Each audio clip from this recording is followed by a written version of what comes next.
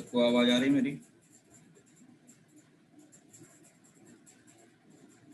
Yes Yes, sir. sir. Yes, sir.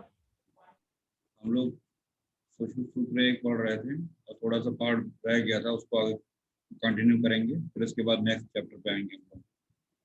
तो जैसा कि हम लोगों ने लास्ट लेक्चर में पढ़ा था कि जो व्याधियां होती हैं आचार्य सूत्र के अनुसार, जो सूत्र एक उन्होंने बताया 4 तरीके की होती हैं। आगंतुज होती हैं, एक्सीडेंटल जिसको हम लोग बोल सकते हैं, शारीरिक होती हैं, मानसिक और स्वाभाविक। ये 4 तरह की जो व्याधियां होती हैं आचार्य सूत्र ने बताई। ठीक है, और इसी की डिफरेंस में हम लोग याद रखेंगे आचार्य चरक ने जो सूत्र एक में बताया है, शारीरिक दोष और मानसिक दोष, 2 तरीके के दोष बताए उन्होंने। और शारीरिक 3 प्रकार के, वात पित्त कफ, और मानसिक जो है रज और तम, वहां पे चरक ने बताया है सूत्र एक में, उसको भी आप याद रखेंगे। ठीक है, कहीं कहीं पे क्या है चरक सूत्र एक में, जैसे कि त्रयो रोगा निज आगंतुज और मानस, ये हम लोग चरक सूत्र 11 में पढ़ते हैं। ठीक है, तो त्रयो रोगा निज आगंतुज और मानस,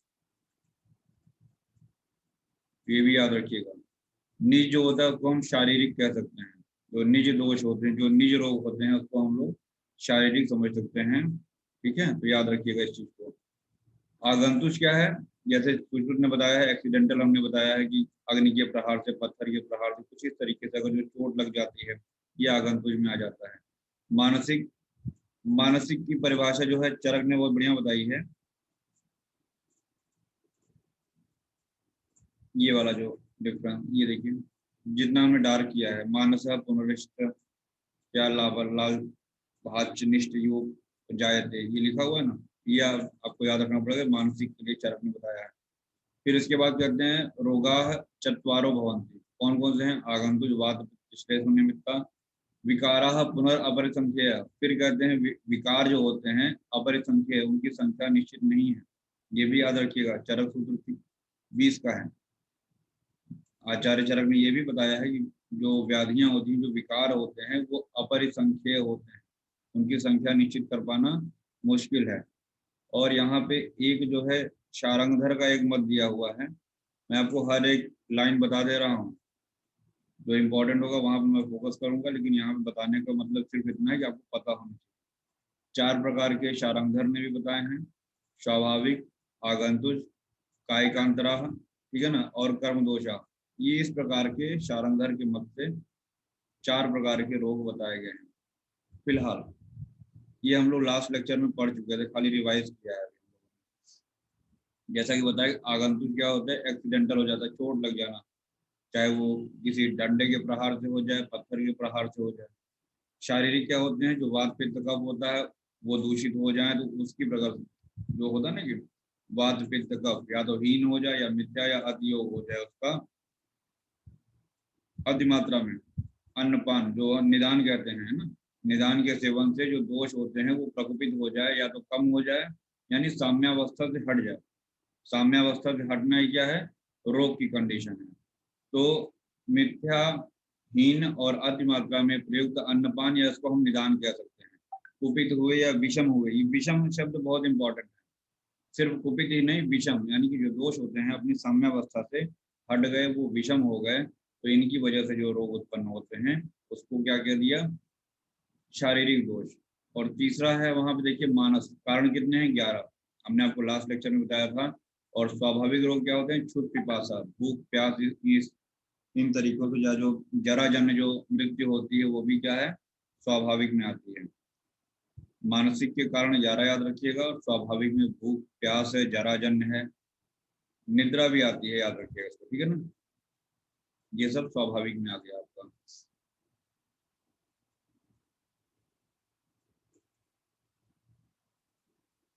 और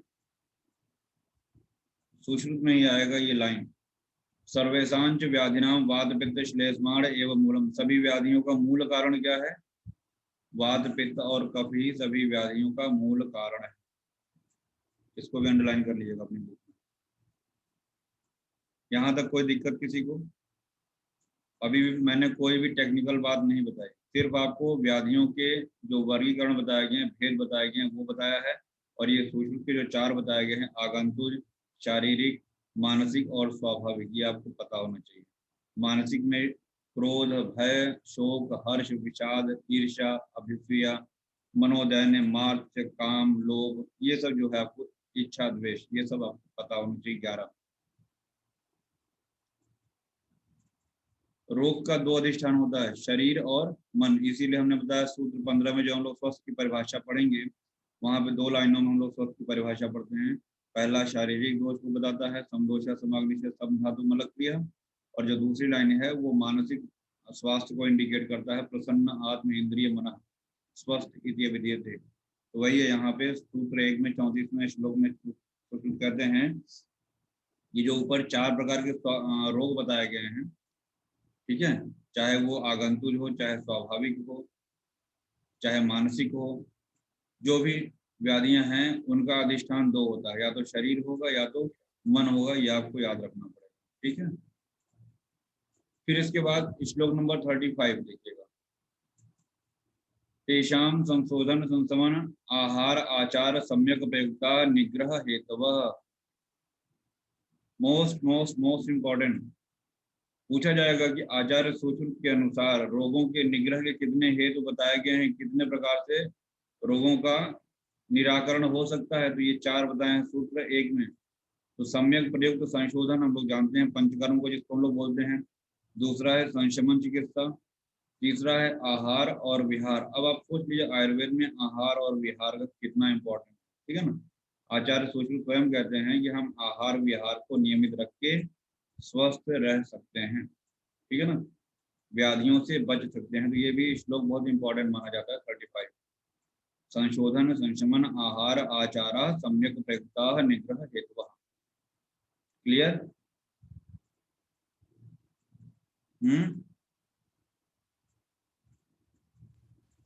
यस सर। विमर्श की लाइन संग्रह की है, आप लोगों ने नहीं पढ़ा क्योंकि आप लोगों के कोर्स में हृदय था। हम लोग जब पढ़ते थे उस समय हमारे सिलेबस में संग्रह हुआ करता था बहुत पहले। तो संशोधन क्या है? संशोधन पंचकर्म के बारे में हम लोग जानते हैं।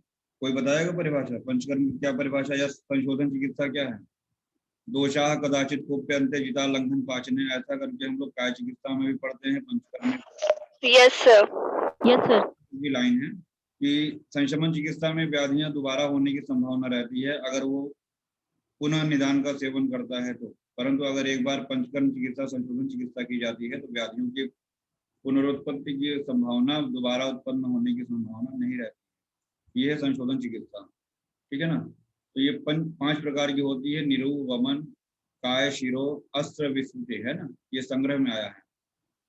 तो निरूह बस्ती, वमन हो गया, काय मतलब विरेचन की बात कर रहे हैं, और शिरो विरेचन और रक्त मोक्षण।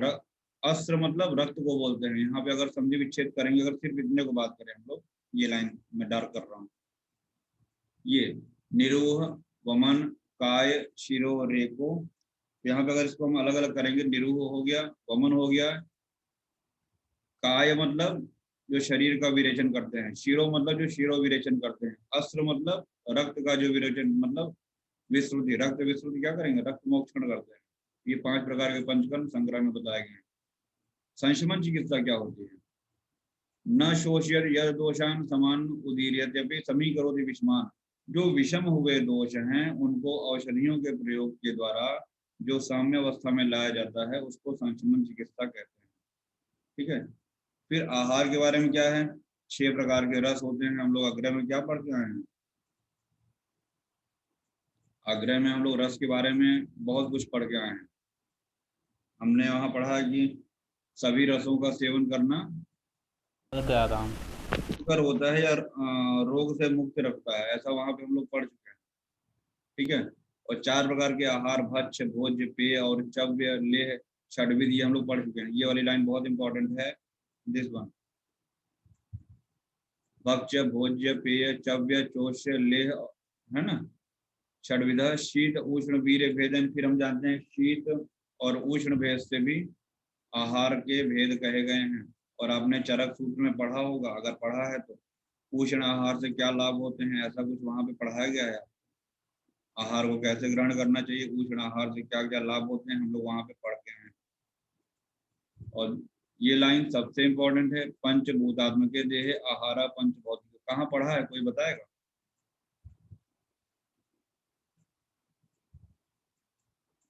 जो डार्क किया हमने, ये लाइन कहाँ की है? सुना सुना तो लग रहा है कि नहीं? सर चरक सूत्र की। हम्म, चरक सूत्र। चरक सूत्र का ना, तो शारीर का है। देखना, चरक सुश्रुत वाग्भट,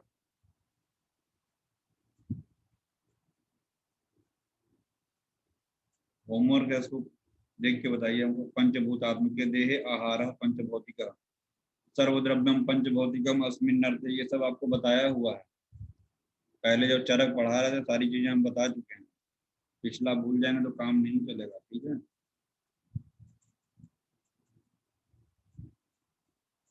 देखिएगा इसको, पंचभूतात्मके देहे आहार पंचभौतिक कहाँ का है।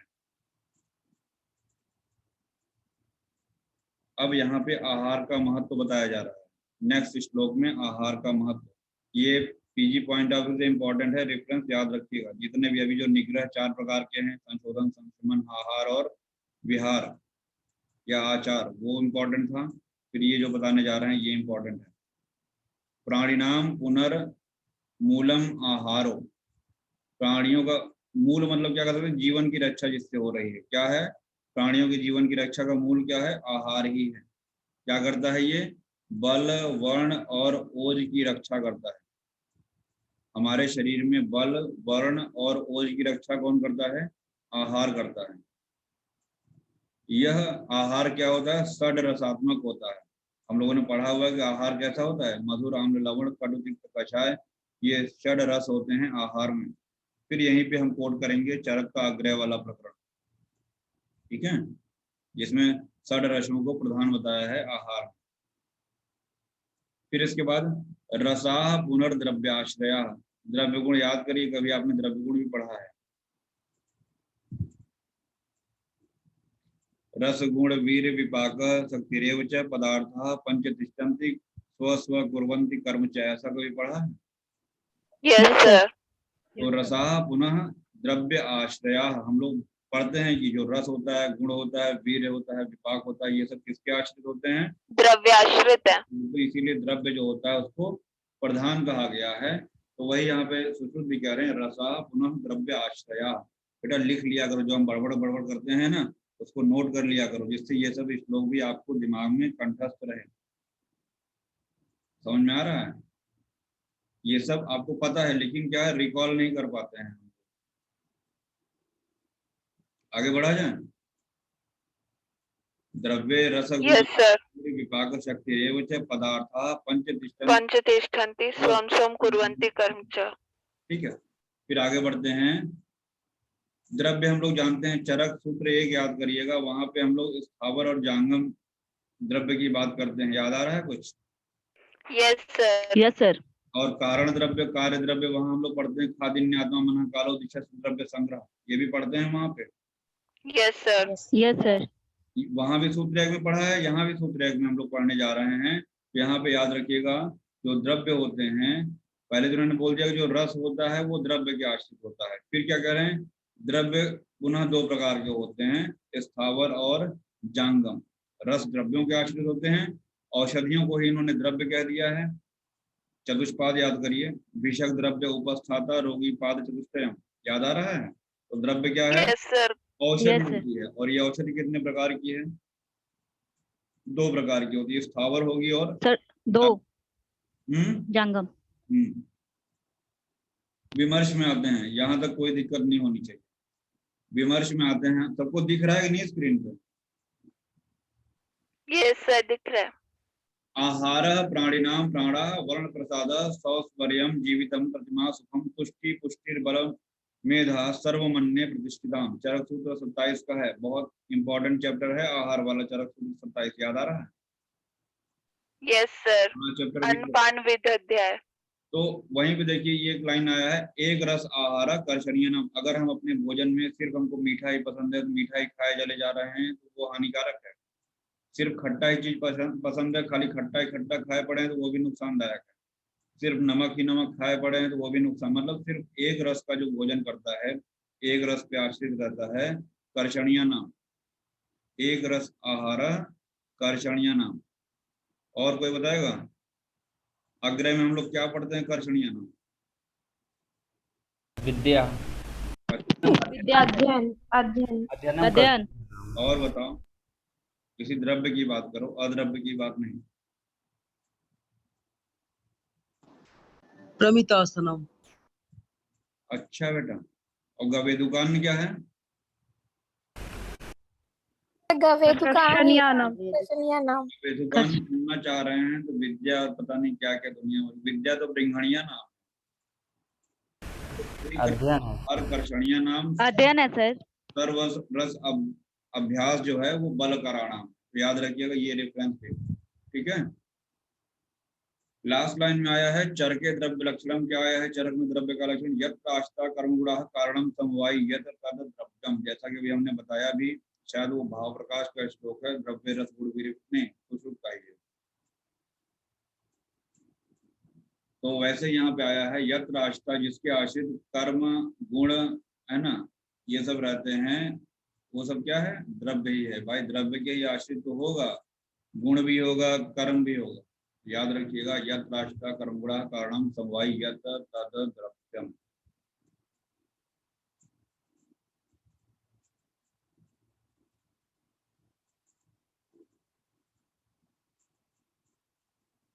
आगे बढ़ते हैं।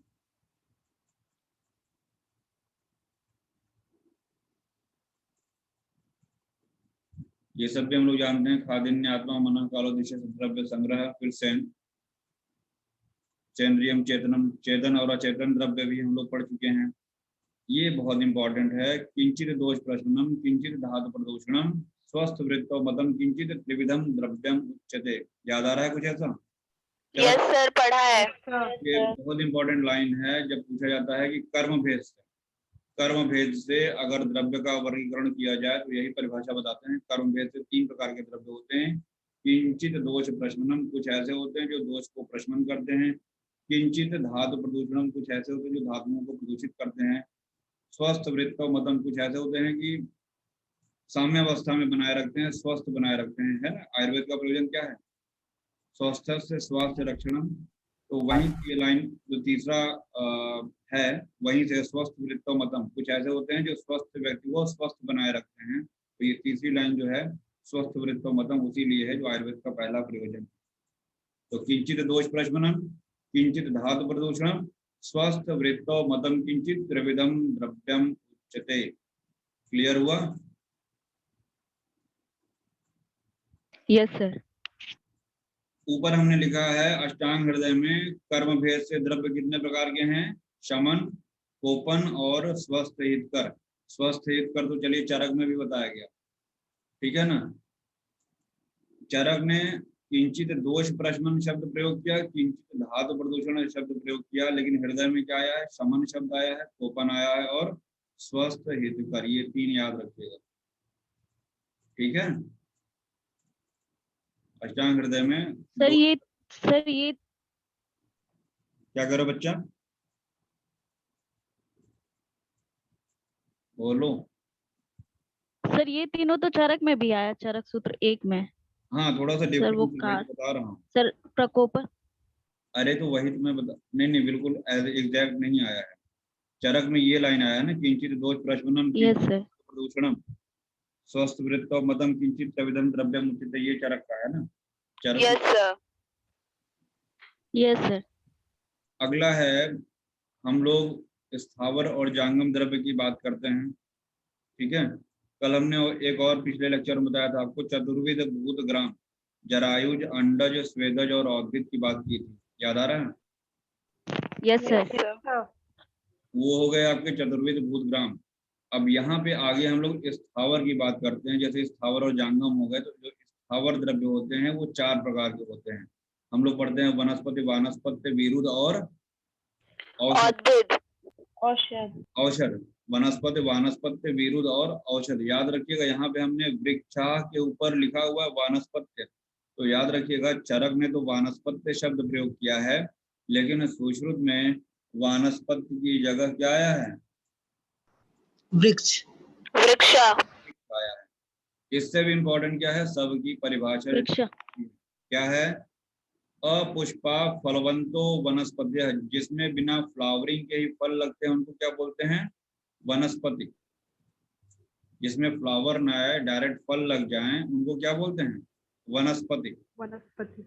नहीं समझ में आ रहा? आ रहा है सर। बाईपास हो गया। बाईपास मतलब फूल नहीं है, डायरेक्ट फल आ रहा है, तो वो क्या हो गई? वनस्पति। पुष्प फलवंतो, पुष्प आने के बाद फल आ रहा है, वो क्या हो गया? वृक्ष।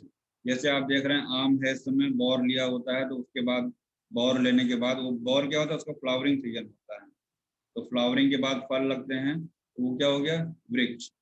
उसी को चरक ने क्या बताया है? वानस्पत्य बोल दिया है। ठीक है, एक हो गया वनस्पति, दूसरा हो गया वानस्पत्य। एक में पुष्प आएगा, दूसरे में नहीं आएगा। जिसमें नहीं आएगा उसको वनस्पति बोलते हैं, जिसमें आ रहा है पुष्प वो क्या हो गया? वृक्ष हो गया, या चरक के अनुसार वो क्या हो गया? वानस्पत्य हो गया। प्रधान क्या? और जो क्लाइंबर होते हैं, जैसे गुरुच वगैरह होता है, तो प्रधानवत्य है स्तंभनीयश्च विरुद्ध। तो यहाँ पे जो विरुद्ध है, जो क्लाइंबर होते हैं, गुल्म जो लताएं होती हैं, उनको हम बोल सकते हैं। तो ये विरुद्ध हमने देखिए छोटा सा गुल्म लिखा होगा, आपको दिख रहा होगा, अगर दिख रहा है ये, यहाँ पे हमने गुल्म लिखा होगा। Yes sir. और यहाँ लिखा भी सर चरक पढ़ाते वक्त बताया था हाँ, आपने। जो फैलने वाली है गुल्म के स्वरूप, यानी जो लताएं जो चढ़ती हैं, किसी के सहारे चढ़ती हैं, उनको विरुद्ध कहते हैं। प्रतान के मतलब क्लाइंबर होती हैं, आप ऐसे समझ लीजिए। और सबसे लास्ट में आता है फलों के पकने तक ही जीवित या विद्यमान रहती हो, उन्हें औषध कहते हैं, है ना? जो फलों के पकने तक ही जीवित रहे वो औषध हो गया। फल पाक निष्ठा औषधया, फल पकने पर ही नष्ट हो जाए, आप ऐसा समझ सकते हैं। जैसे उसका फल पक जाएगा, वो नष्ट हो जाएंगे, तो वो औषध हो गया। तो ये आपके 4 प्रकार के स्थावर द्रव्य हो गए, वनस्पति, वानस्पत्य, विरुद्ध और औषध। आगे कुछ यहाँ देखिए डल्हण की टीका बता रहे हैं हरणचंद की।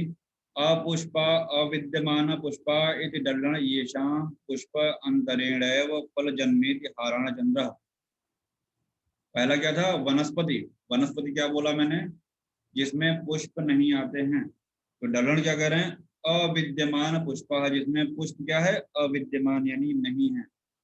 इसी लाइन पे सूत्र रसायन के 37वें श्लोक पे डल्हण की जो टीका है, उसमें वनस्पति की जो परिभाषा आई है, ये आई है अपुष्पा अविद्यमान पुष्पा इति डल्हण। ये डल्हण कहते हैं। किसकी परिभाषा है ये? वनस्पति की। क्लियर है? Yes sir. एग्जाम्पल क्या है? वट, उदुम्बर, पीपल। वट, उदुम्बर और पीपल, ये इसके एग्जाम्पल हो गए।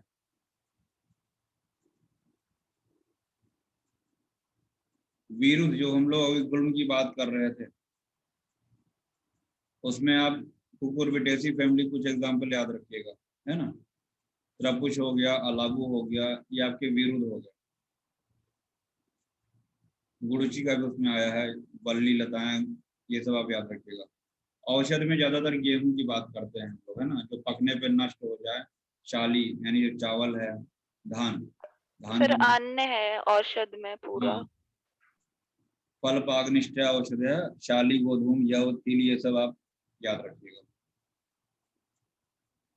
ठीक है, तो वट, उदुम्बर, पीपल याद रखिएगा। और यहाँ पे बताने लायक क्या है मेरे पास? छोटे छोटे परिभाषा हैं, पीजी एग्जाम में पूछता है। अपुष्पा फलवंतो डैश करके 4 ऑप्शन, वनस्पति है, वानस्पत्य है, विरुद्ध है, औषध है, बताना पड़ेगा आपको। ठीक है, पुष्प फलवंतो डैश करके लिख देगा। वानस्पत्य है, वृक्ष है, क्या है? तो वहां पे आप देखिएगा सूचित वाला पूछ रहा है, चरक वाला पूछ रहा है, तो थोड़ा सा माइंड को स्टेबल करके वहां पे आंसर देना पड़ता है। ठीक है, आगे बढ़ते हैं हम लोग।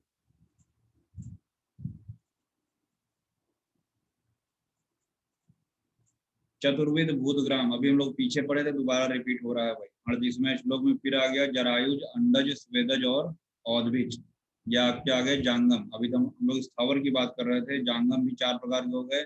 जरायुज जो प्लेसेंटा से होते हैं, अंडज आप जानते हैं एग फॉर्मेशन से जो निकलते हैं, स्वेदज और औदभिज।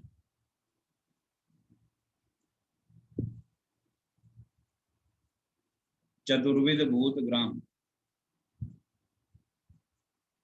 ये कुछ यूजी में हमने बनाया होगा। ओजस फार्मूला था। ओ से यहाँ पे आपका औदभिज हो जाएगा, जे से जरायुज हो जाएगा, ए से अंडज हो जाएगा और एस से स्वेदज हो जाएगा।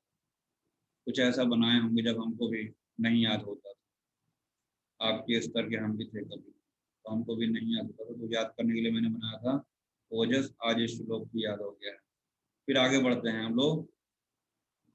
तत्र पशु मनुष्य व्याल आदयो जरायुजा। जरायुज क्या होता है? जो प्लेसेंटा से निर्मित होते हैं। उसमें पशु हो गए, मनुष्य हो गया, व्याल आदि, ये क्या हो गया? जरायुज। फिर इसके बाद अंडज क्या होते हैं? खग यानी पक्षी हो गए, सर्प जो सरीसृप होते हैं वो भी अंडे से निर्मित होते हैं। तो ये सब किस में आ गए? अंडज में। अब आप सोचिए कि हमारा लेवल क्या था। आप कभी भी डिप्रेशन में, हम खसस पता नहीं क्या क्या लिख के याद करते थे बच्चा, ठीक है ना। आज की डेट में भले कंठस्थ है, तो जब आप स्टूडेंट लेवल में रहते हैं तो समस्या सबके साथ आती है कि कैसे उसको हम याद करें लॉन्ग टर्म के लिए। फिर इसके बाद स्वेदज में क्या है? कृमि, कीट, पिपीलिका, प्रभृतया। प्रभृति का मतलब होता है आदि, एटसेट्रा, जैसे हम लोग इंग्लिश में बोलते हैं ना ईटीसी, उसी को संस्कृत में बोलते हैं प्रभृतया। ये सब क्या हो गया? स्वेदज। और औदभिज बहुत इंपॉर्टेंट है। इंद्रगोप जिसको वीर बहुटी बोलते हैं, मेढक, ये सब क्या है? औदभिज है, ठीक है। तो याद रखिएगा मेढक जो है वो औदभिज नहीं है। किसमें? वो सॉरी, अंडज नहीं है। किसमें है वो? औदभिज में है, अभी सुश्रुत के अनुसार। ठीक। एक इंद्रगोप और मंडू, ये दोनों याद रखिएगा।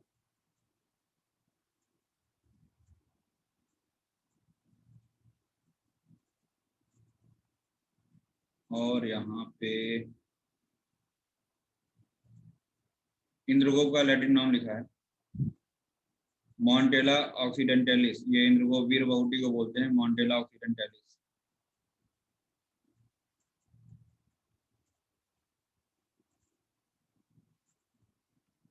फिर स्थावर औषधियों की छाल, पत्ते, पुष्प, फल, जड़, कंद, निर्यास, ये सूत्र एक में पढ़ा चुके हैं।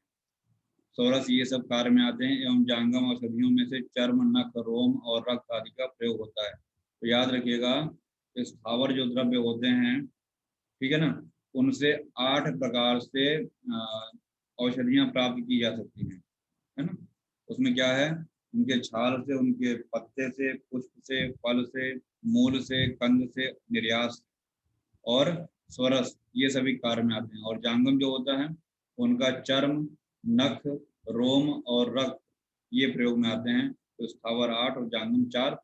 चरक में औद्भिद गण 18 बताए गए हैं। सूत्र 1 में लिखा हुआ है चरक में औद्भिद गण 18 बताए गए। कंफ्यूजन हम लोग को होता है जब हम लोग पढ़ते हैं स्थावर विष के अधिष्ठान, अगध में पढ़ते हैं। याद आ रहा है? यस तो वहाँ पे थोड़ा सा ये कंफ्यूजन होता है भाई। जब वहाँ पे हम एंट्रेंस एग्जाम देने जाएंगे, वहाँ पे तो कल्प स्थान और सूत्र स्थान अलग अलग क्वेश्चन पूछेगा नहीं, वहाँ तो मिक्सअप करके पूछता है। थोड़ा सा दिमाग कंफ्यूज हो जाता है यहाँ पे कौन सा आंसर लगेगा, ठीक है। ध्यान रखिए कंफ्यूज नहीं होना है। ये स्थावर द्रव्यों से जो औषधि किस किस रूप में प्राप्त की जा सकती है वो है सूत्र के अनुसार 8 प्रकार से। और जो हम लोग अधिष्ठान पढ़ते हैं स्थावर वेद के, वो बाद में हम लोग कल्प स्थान में पढ़ेंगे, वो दूसरी चीज।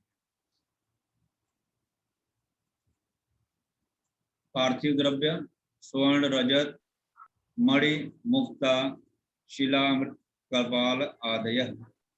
स्वर्ण है, रजत है, मणि है, मुक्ता है, मन, शिला हम लोग साथ में पढ़ के आए हैं। मृदा मिट्टी को बोलते हैं। कपाल यहाँ पे ठिकरी को बोल रहे हैं, ठीक है ना। आप कपाल ही याद रखिएगा। सर किसको?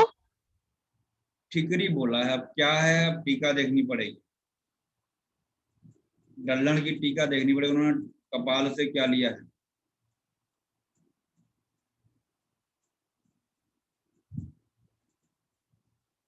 मृत कपाल, मृत से मृदा हो गया सर कपाल। मटके घड़ा जो होता है उसका जो बाहरी वाला होता है उसी को अब अलग अलग लोग अलग अलग चीजें ले सकते हैं। कुछ भी आप लीजिए, इतना कभी डिटेल में आपसे पूछेगा नहीं। फिलहाल पार्थिव 6 याद रखिएगा, ठीक है। और चरक के अनुसार औद्भिद गण 18 हो गए, ये पूछा जाता है। जांगम गण 19 होते हैं, ये पूछा जाता है, सूत्र एक का ही है। और चरक के अनुसार पार्थिव कभी कभी ऑप्शन देख के लगाते हैं, 14 है या 15 है। और सूत्र के अनुसार पार्थिव द्रव्य 6 है, याद रखिएगा।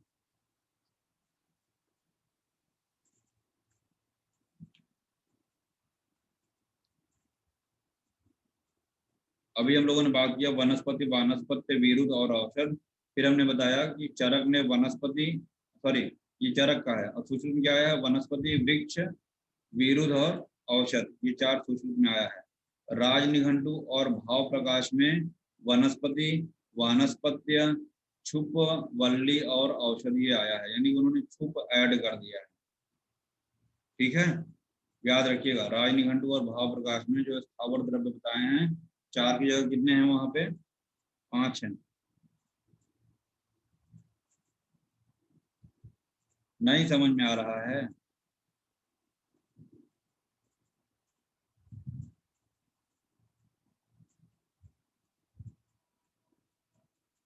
आगे बढ़ें? Yes sir. ये तो पढ़ा होगा। चक्रपाणी ने वीर भेद से द्रव्य 3 प्रकार के बताए, पढ़ा कि नहीं पढ़ा? Yes sir. चक्रपाणी ने द्रव्य को 2 प्रकार से बताया है। हम लोग जानते हैं रस प्रधान आहार द्रव्य और वीर्य प्रधान औषध द्रव्य, ऐसा पढ़ा है। Yes sir. Yes sir. और ये भी पढ़ा है कि 4 पल क्या होता है इसका, आहार द्रव्य का 4 पल क्या है, जो हमने लिखा है 4 पल, मात्रा है सर। मात्रा है सर। हाँ, कि जीर्ण होने में लगा समय है।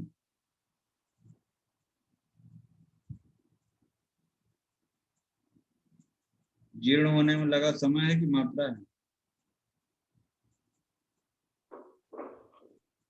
चलिए मात्रा ही मान लिए, आपके पास सही है।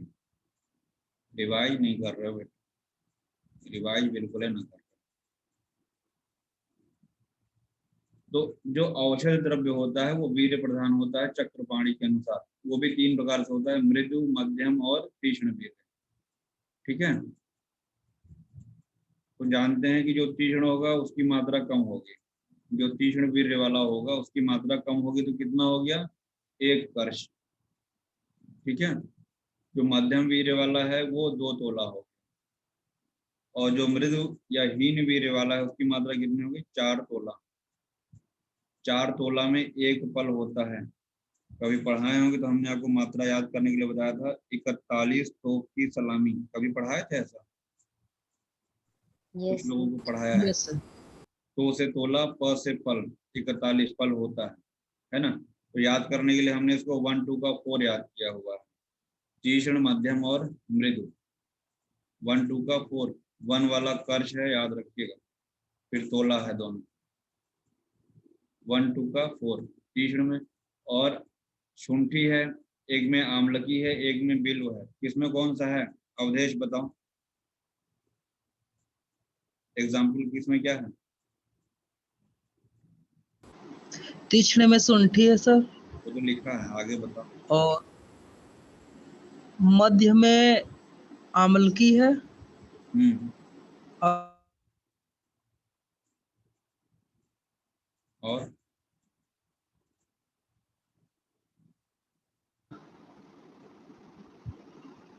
पढ़ो बेटा पढ़ो। कालो ही नाम भगवान स्वयंभू, पढ़ा है ऐसा? चिकित्सा में काल का महत्व ऐसा पढ़ा है? Yes yes sir. औषध काल पढ़ा है, भैषज काल पढ़ा है? तो आप समझ सकते हैं कि काल का कितना महत्व होता है। वहां पे हम लोगों ने प्राण वायु दूषित होने पे कब देंगे औषध, अपान वायु दूषित होने पे, समान वायु दूषित होने पे, वहां पे डिफरेंट डिफरेंट औषध सेवन का समय दिया गया। यहाँ पे सिर्फ इतना याद रखिएगा, कालो ही भैषज प्रयोग पर्याप्ति निवर्तयति, ऐसा करके चरक ने विमान स्थान बताया है कि काल का बहुत महत्व है। औषध सेवन काल में या आहार सेवन काल में भी काल का बहुत महत्व है। जैसे ऋतु में भी अगर हम बात करें, 6 ऋतु होती हैं, काल इसको भी बोलेंगे, तो अलग अलग ऋतुओं में अलग अलग आहार का सेवन बताया गया है, तो वहाँ भी आहार का बहुत महत्व है।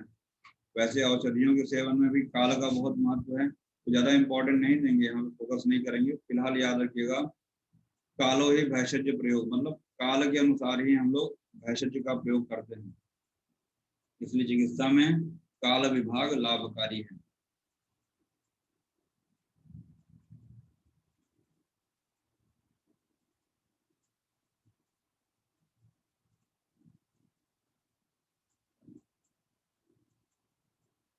अभी जो स्थावर जांगम सॉरी जरायुज, अंडज, स्वेदज और औद्भिज की बात कर रहे थे हम लोग, ठीक है ना। चतुर्विध भूतग्राम कहा था, बोलो भाई। Yes sir. Yes, sir. उसी को डल्लन ने कमेंट्री में लिखा है, स्थावर जांगम पार्थिव और कालकृत ये चतुर्विध वर्ग हैं। तो याद रखिएगा, चतुर्विध वर्ग अगर पूछा जाएगा तो स्थावर जांगम पार्थिव और कालकृत है, ठीक है। और शारीरिक व्याधियों के प्रकोप और प्रशमन में यही स्थावरादि 4 प्रकार का पूर्वोक्त वर्ग चिकित्सकों द्वारा कारण माना गया है। कौन कौन से हैं वो द्रव्य स्थावर? स्थावर में क्या था? सर वनस्पति Sir, वृक्ष वनस्पति, विरुद्ध और वानस, औषधि। शरीराणाम विकारादि में वृक्ष और वर्ग चतुर्विध प्रकोपे प्रश्मे चैव। थोड़ा सा मिसअंडरस्टैंडिंग होता है कि यहाँ पे कहना क्या चाहते हैं, लेकिन खाली वो वर्ग चतुर्विध करके रह गए। अब वो वर्ग चतुर्विध जरायुज, अंडज, स्वेदज और औद्भिज लें, लेकिन ये सही नहीं है। क्या ले रहे हैं हम? जो पहले वाला है, वनस्पति, वानस्पत्य, वीर्य, यानी स्थावर की बात कर रहे हैं, क्योंकि वहां पे स्थावर आदि 4 वहां पे लिख दिया है हिंदी में, ठीक है ना। याद रखिएगा, यहाँ स्थावर आदि वही लेंगे, वनस्पति, वानस्पत्य, वीरुद और औषध, जिनका हम लोग द्रव्य के रूप में प्रयोग करते हैं। तो शारीरिक व्याधियों के प्रकोप और प्रशमन में यही स्थावर आदि 4 प्रकार प्रयुक्त वर्ग चिकित्सकों द्वारा कारण माना गया है।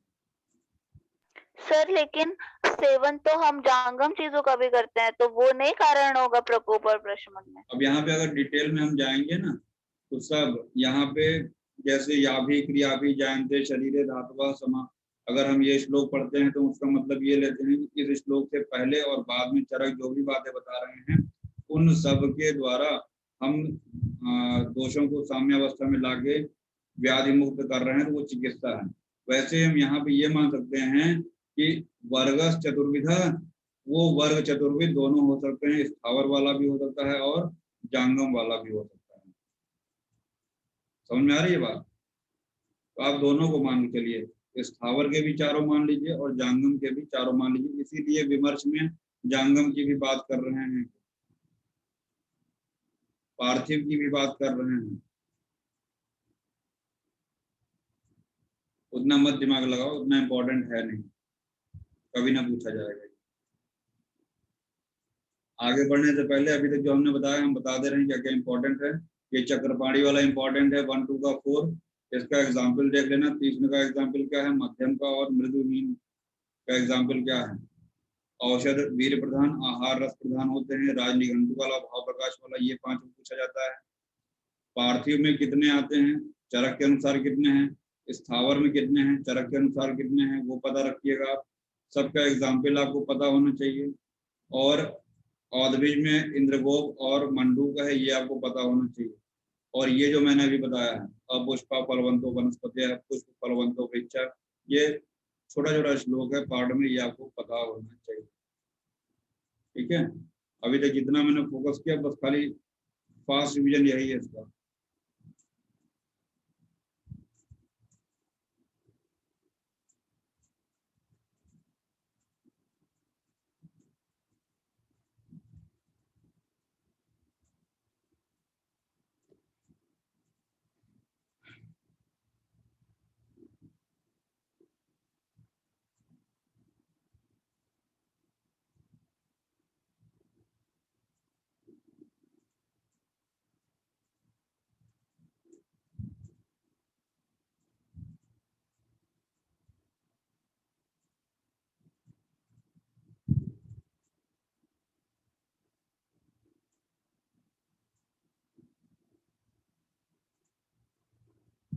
अवधेश, आवाज आ रही मेरी? Yes sir. मध्यम में बिल्व और अग्निमंथ है, सब लोग लिख लीजिए। तीसरे में तो शुंठी हो गया, मध्यम में बिल्व और अग्निमंथ हो गया। तो तीसरा यस क्या, सर। तीसरा क्या था? अमलकी। नहीं, उसका नाम क्या है? वीर की मृदु। मात्रा। तीक्ष्ण, मृदु। मध्यम और मृदु। मृदु में आम्लकी है, नहीं। मृदु में आम्लकी है। Okay sir.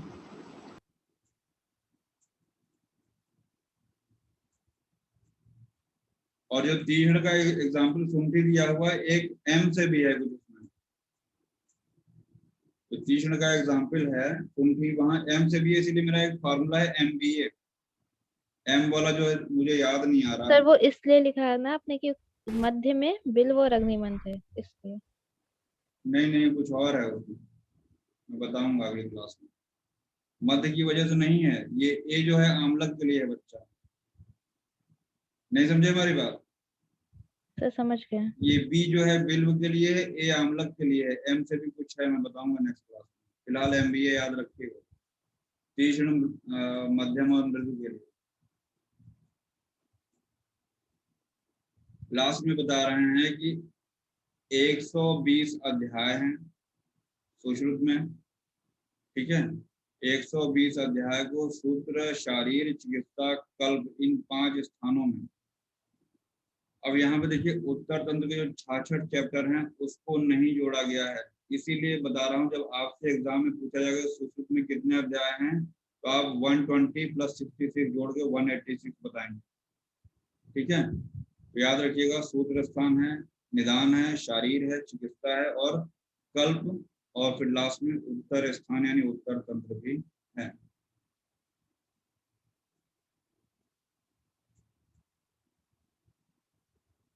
नेक्स्ट चैप्टर है शिष्योपनयनी। अभी स्टार्ट करता हूँ मैं शिष्योपनयनी, अगला लेक्चर होगा, ठीक है। शिष्योपनयनी पढ़ते हैं हम लोग।